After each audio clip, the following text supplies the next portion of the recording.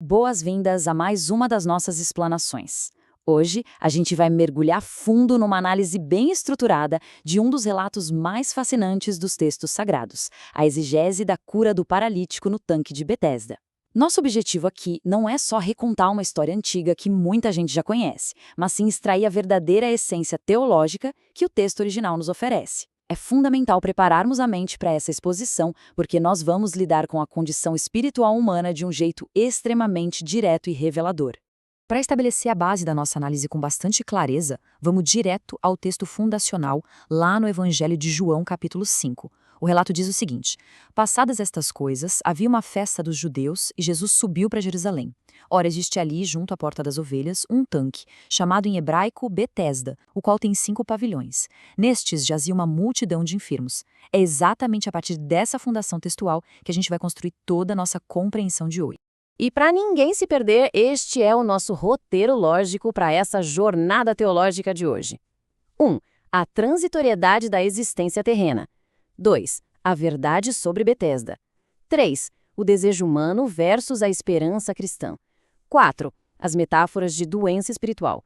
E, por fim, 5. O imperativo da verdadeira entrega. Começando então pelo nosso ponto número 1, a transitoriedade da existência terrena. Olha só como a Bíblia é cirúrgica e carrega um peso enorme em cada pequena frase. Passadas estas coisas. Logo de cara, o texto nos joga a realidade absoluta de que absolutamente tudo na vida é passageiro.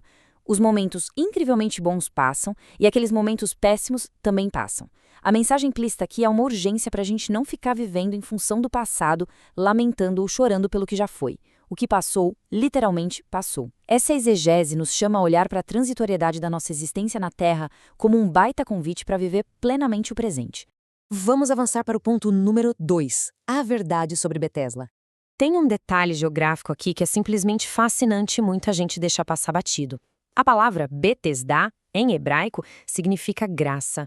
E onde exatamente esse tanque ficava? Bem ao lado da porta das ovelhas. A teologia aponta algo muito forte nisso. Não existe graça sem o cordeiro.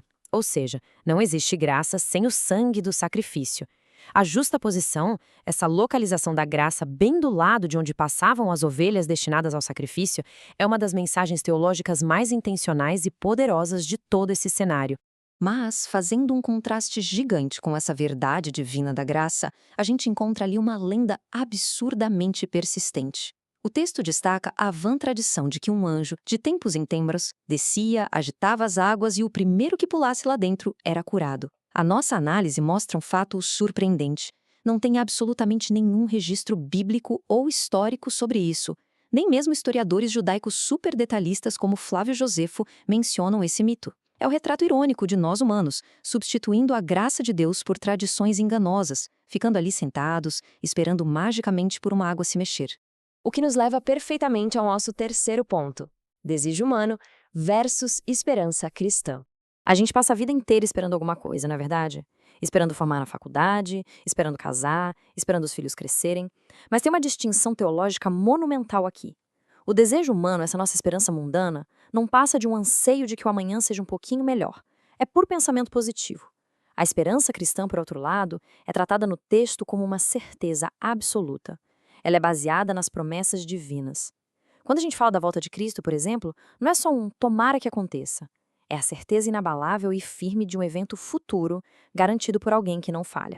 E para escancarar a irracionalidade dessa nossa condição de buscar desejos vãos em vez de esperança real, tem uma observação nas fontes que é fascinante e até meio cômica. É muito comum a mente moderna exigir provas científicas rigorosíssimas para aceitar qualquer vírgula da Bíblia, mas essa mesmíssima mente abre o jornal de manhã, lê o horóscopo e acredita cegamente que uma bola de gás a anos-luz de distância vai ditar o seu destino hoje. A gente corre atrás da água agitada de pirâmides, de tradições vazias, enquanto questiona a fonte absoluta da verdade. É muito contraditório. Entrando agora no nosso ponto 4, metáforas de doença espiritual. Aquelas 3 categorias de doentes ali em volta do tanque são um reflexo perfeito das crises espirituais que a gente vê hoje em dia. Os cegos espirituais são aqueles que não sabem qual é o caminho, vivem esbarrando em vícios e caminham à beira do abismo sem nem ver o perigo. Os coxos representam aqueles que tentam construir e avançar, seja nos negócios, seja nos relacionamentos, mas tropeçam e falham continuamente. Falta força para edificar. E os paralíticos? Bem, formam o quadro mais dramático. Eles têm a mente ativa, conseguem sonhar e pensar longe, mas quando abrem os olhos, estão presos na mesma realidade imutável, sem sair do lugar. Cristo se apresenta aí como a solução exclusiva para todas essas mazelas invisíveis. E no meio daquela multidão toda, o número 38 pisca em neon. Por que Cristo escolheria curar justamente o homem que estava paralisado há 38 anos, e não alguém doente há só um mês? A resposta que o texto nos dá é que a intenção era provar para um mundo totalmente incrédulo que absolutamente nada é impossível para o Criador. Curar um caso tão extremo assim carrega uma mensagem clara. Não importa há quantos anos uma vida, um casamento ou uma família esteja paralisada, a restauração total sempre é possível. Chegamos então ao nosso quinto e último ponto, o imperativo da verdadeira entrega. Todo o clímax da narrativa deságua nessa pergunta penetrante que Cristo faz. Queres ser curado? Parece uma pergunta totalmente óbvia para alguém que está doente, mas garanto que não é.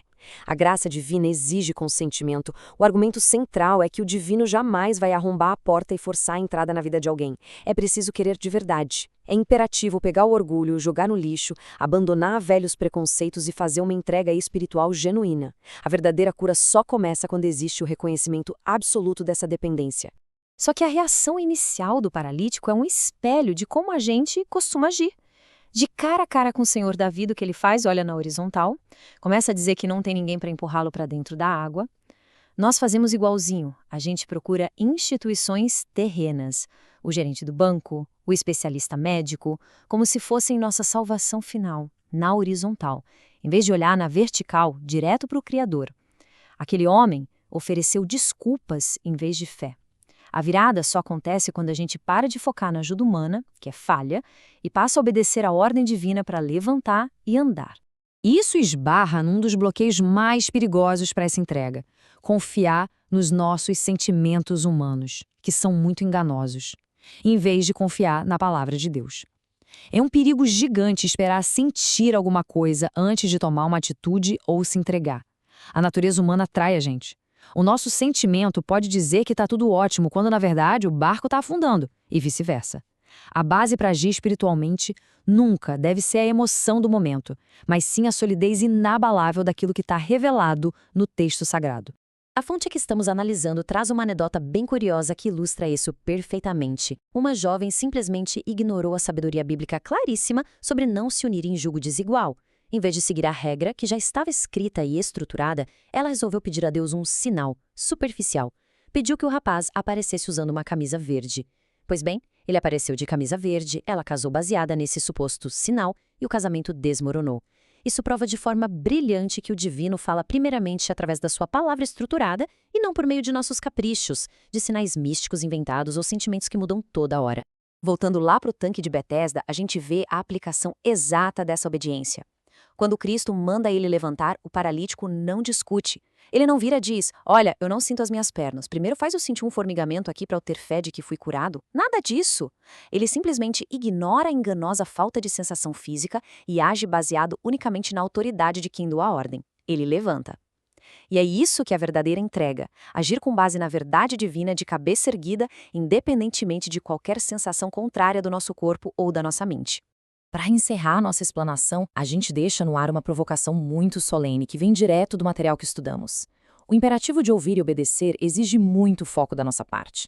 Com tudo isso que vimos, será que o ruído constante e a pressa absurda dos nossos compromissos terrenos do dia a dia estão abafando a nossa capacidade de parar, silenciar aquelas tradições vazias e finalmente ouvir a verdadeira voz de Deus? Fica aí a reflexão. Muito obrigado por acompanharem mais essa análise profunda e a gente se vê na próxima.